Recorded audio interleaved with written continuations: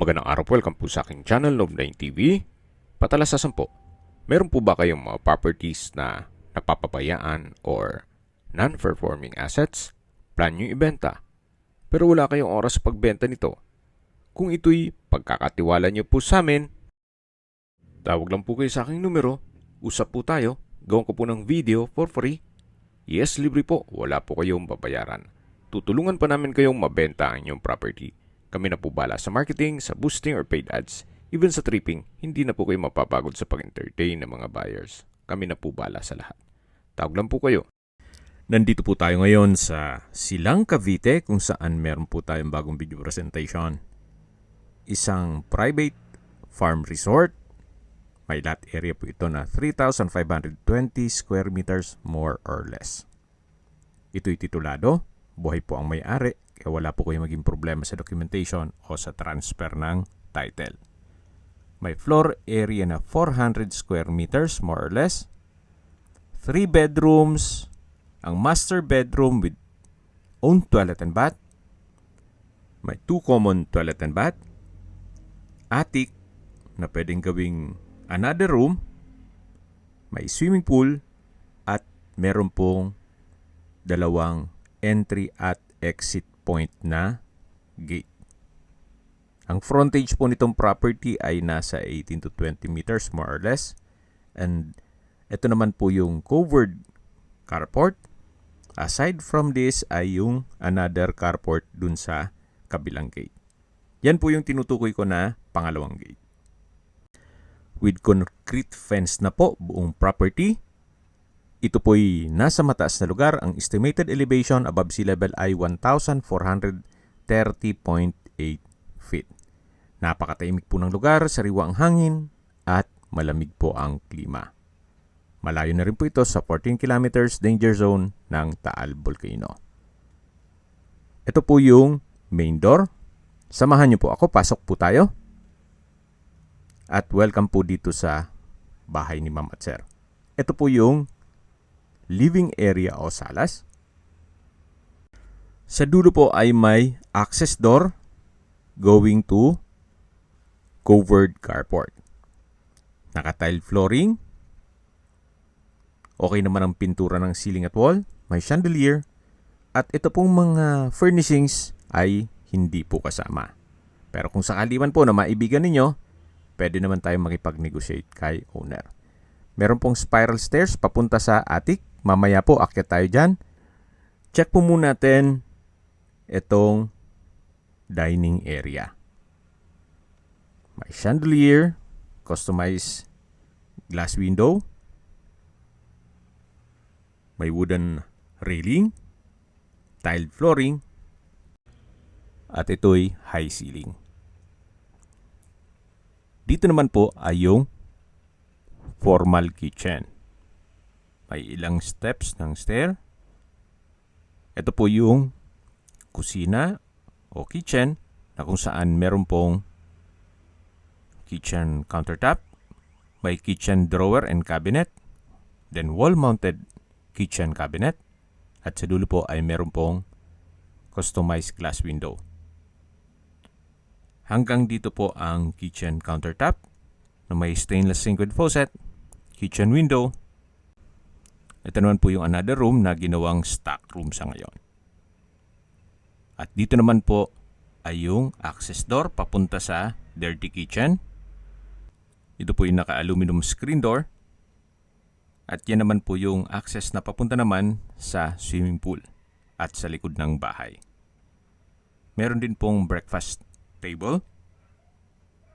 Ito po yung tinutukoy ko na dirty kitchen. May kitchen countertop, stainless sink with faucet, naka-tile flooring, may wooden shelf, at may kitchen window. Mula po dito sa may dirty kitchen, yan po yung access door na papunta naman sa covered carport. At babalik na po ulit tayo dito sa loob para check natin yung ibang parte nitong bahay. Yan po yung aluminum screen door.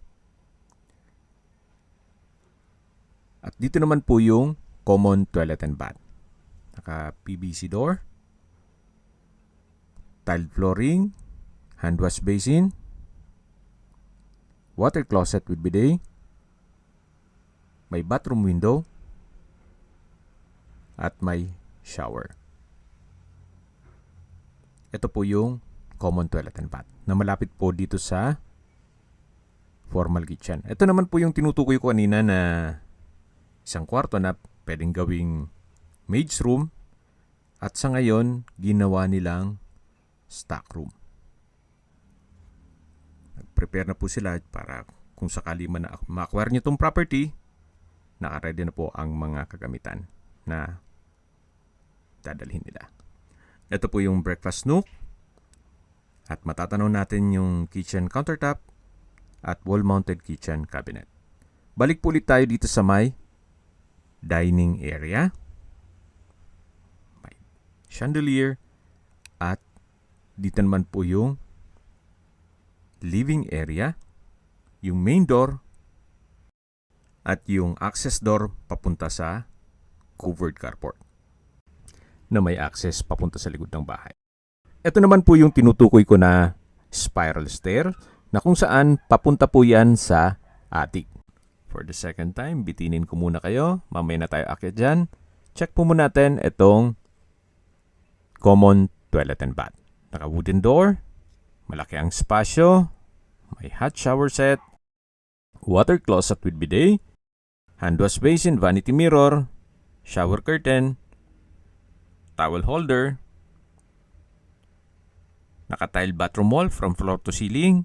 Meron din po itong bathroom window. Ito po yung common toilet and bath. At labas na po tayo. Mula po dito ay matatanaw natin yung living area. At dito naman po yung mga kwarto. Check po natin. Dito muna tayo sa unang kwarto na kung saan malaki naman po ang espasyo nito. At ang likod po niyan, itong may bintana, ay yung garahe. Naka-tile flooring, maayos ang pintura ng ceiling at wall. Linawin ko lang po, lahat ng kagamitan ay hindi po kasama. Ito po yung first bedroom. At lipat na po tayo dito sa second bedroom. Sa spasyo, sakto lang. Hindi naman siya ganun kaliit at hindi naman ganun kalaki. Ganun din po. Sa likod ng glass window ay yung covered carport. At lalabas po tayo at check natin yung third bedroom or master bedroom. Malaki ang spasyo. Naka-tile flooring, high ceiling, may chandelier, may dalawang glass window. At may access door po ito na papunta sa balkonahe, dirty kitchen at swimming pool. Naka-aluminum screen door. At ito pong balkonahe ay napakalaki po ng espasyo. Yan po, tunghayin nyo po ulit itong master bedroom. Malaki po ang espasyo. Meron din po itong sariling toilet and bath na kung saan ito yung naka wooden door, may hand wash basin, water closet with bidet. From floor to ceiling po ang tile bathroom wall. May hot shower set. Ito po yung towel holder at may bathroom window.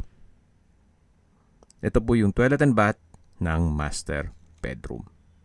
At paglabas nyo po, nandiyan naman yung first and second bedroom. At ito na po yung spiral stair na kung saan aakyat na po tayo. Samahan niyo po ako. At nandito na po tayo sa attic. Kahit po mga 3 hanggang 4, pwede pong matulog dito. Actually, pwede rin gawing guest room or storage room. Depende po yan sa magiging purpose nyo once na ma-acquire nitong property. At mapapansin nyo po yung ceiling, wala pong damage. Gawa ng maayos po ang roofing o bubong nito. Mula po dito, tanaw naman yung living area, yung dining area at bababa na po tayo. Yan po yung hallway na papunta sa mga kwarto. First, second, and third bedroom. Ito naman po yung papunta sa main door at living area. Ito po yung access door na papunta naman sa second carport o covered carport na yan naman po yung papunta sa second gate. Meron din pong security gate. Ito pong garahe ay maayos din ang bubong at kakasya po ang dalawang SUV. Mula po dito sa garahe ay may way naman ito papunta sa likod ng bahay hanggang sa swimming pool. Yan po yung glass window ng master bedroom. May Chinese bamboo dito sa concrete fence. Dito naman po ay may space na kung sakali man na gusto yung magtanim ng gulay o kung anumang vegetables. Hanggang sa dulo po yan, napakalawak po nito. Ito pong daanan ay may gravel and sand, then may puno ng mangga, at ito naman po yung likod ng bahay. Mula po dito, matatanaw na natin ang swimming pool. Tungkol naman po sa pump and filtration, working po.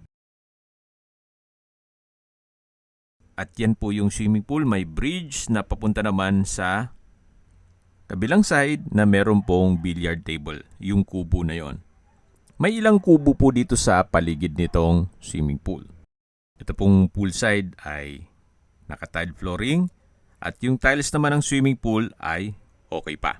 Hindi po kailangang palitan. Sa dulo po ay may 2-story na structure na view deck na kung saan overlooking po ang Metro Manila. Pero sa ngayon po at may bagyo, medyo foggy, kaya hindi natin maaninag yung overlooking view. Ang ibang kubo po ay kailangan ng ipa-repair. At hanggang dito po sa dulo ay meron din pong mga kubo. At may mga graba na rin po itong daan. Kaya hindi po magpuputek. Then hanggang dun po sa dulo ang property line o concrete fence. Ito po yung likod ng bahay. Yan po yung balkonahe na papunta sa dirty kitchen at yung another access door papunta sa master bedroom. Malinis po ang area, well maintained. At habang nag-iikot po tayo, banggitin ko lang po sa inyo ang mga fruit-bearing trees dito sa loob ng property na mga namumunga na rin po. Gaya ng avocado, may mangga, santol, rambutan, duhat, nyog, langka, chiko, suha, kalamansi, kakao, magic fruit, kamyas at marami pong iba. May pathway po dito o concrete pathways na may ilang steps din ng stair.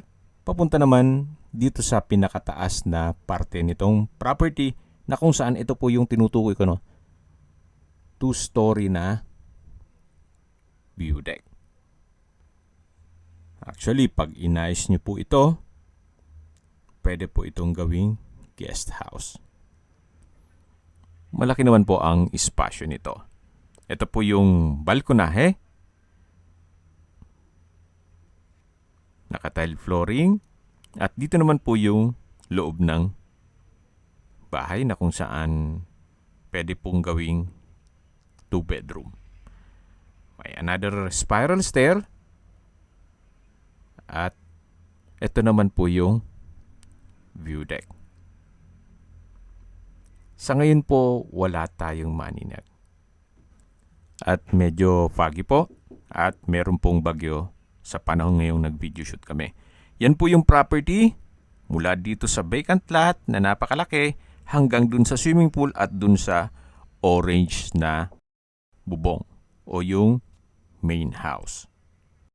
At paglabas naman nyo ng gate ay main road na. Kaya accessible din po ito ng public transportation. Ito po yung tinutukoy ko na bakanting lote. Napakalaki pa po niyan. Pwede pa pong lagyan ng kung anong mga structure. Hindi lang talaga natin maikot ang buong property gawa ng pabugso-bugso po ang ulan. Minsan lumalakas ang hangin. Kaya upon tripping po, ikutan natin yan. Hanggang dito po ang property line. Kanina po nabanggit ko sa inyo, ito'y nasa mataas na lugar. Ang estimated elevation above sea level ay 1,430.8 feet. Kaya flood-free area. At syempre, malamig ang klima. At habang pababa po tayo, pag-usapan na natin ang distance, location, at travel time. Mula po sa Tagaytay Santa Rosa Road, ang distance is 3.8 kilometers at ang travel time is 10 minutes. Yun na po ang way going to Nuvali at Calax all the way to South Luzon Expressway at Metro Manila. Even Skyway at North Luzon Expressway. Mula naman po sa Tagaytay Flower Market at may palengke na rin po doon, ang distance is 5.7 kilometers at ang travel time is 13 minutes.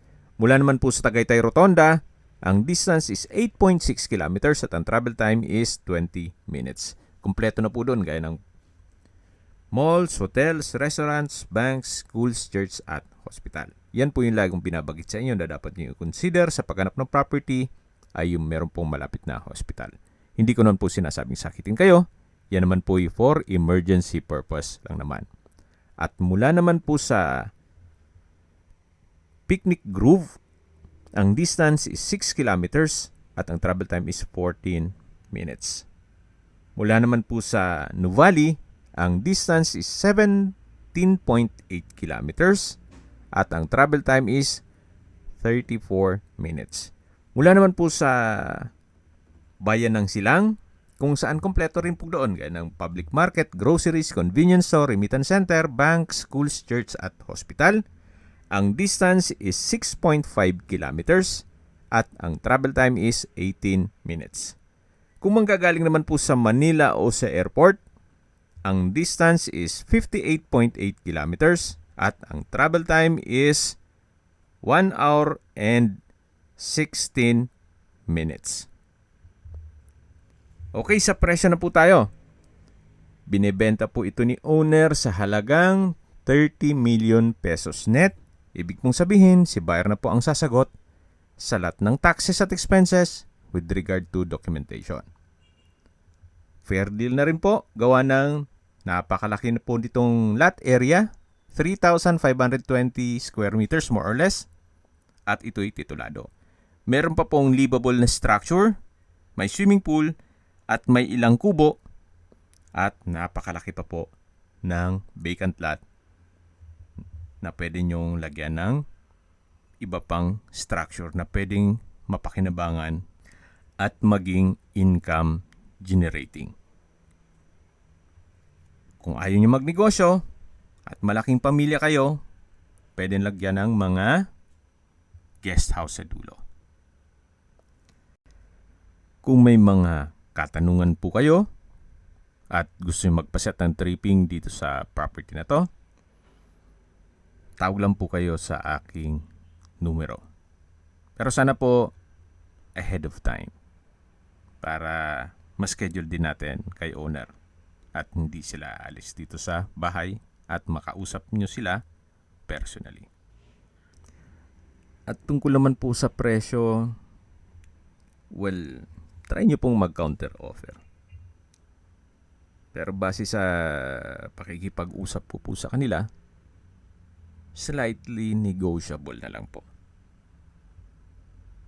Gawa ng mataas na rin po ang market value ng lupa dito sa area ng property. Especially, ito po'y along main road.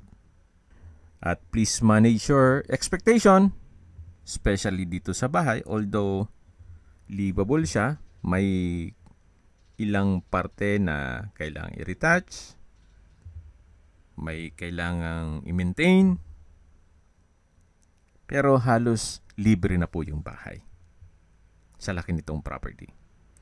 Kung may mga katanungan po kayo, tawag lang po kayo sa aking numero. At sa mga kababayan naman natin nasa ibang bansa, meron po akong WhatsApp, Viber, Telegram, Signal. Same number lang po. 0917-316-3399. Sa mga nagtatanong naman po ng aming Facebook, meron po aming Facebook page na Nov9TV at Facebook Real Video. Meron din pong TikTok at Instagram. May ibang YouTube channel po kami, the Nov9TV channel, Nov9TV Listings,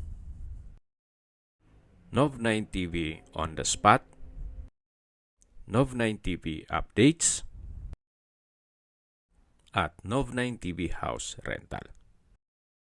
Sana po naibigyan nyo ang video presentation. Paki-like and subscribe na lang po sa aking channel para ma-update din po kayo sa aking future listings. Kung sakali po hanap nyo yung mas malaking sukat ng lupa, meron din po kami ibang listings na pwede nyong pagpilian. Huwag po kayong mag-atubiling tumawag sa amin. Then, let us know your budget para malaman namin kung anong property pwede naming ilog sa inyo. Sa lahat pong viewers, subscriber at nagtiwala po sa amin, salamat po sa suporta.